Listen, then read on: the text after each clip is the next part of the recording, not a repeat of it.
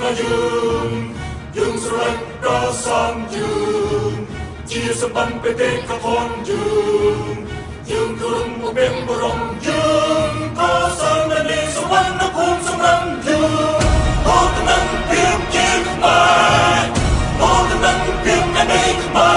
រជាមកនឹងនឹងប្រសាទខ្មែរបេតិកភណ្ឌខ្មែរនៅពេលពិភពលោក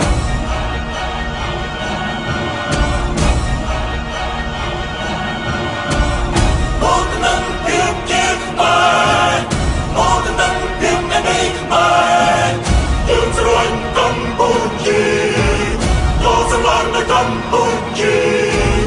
គឺសម្រាប់កម្ពុជា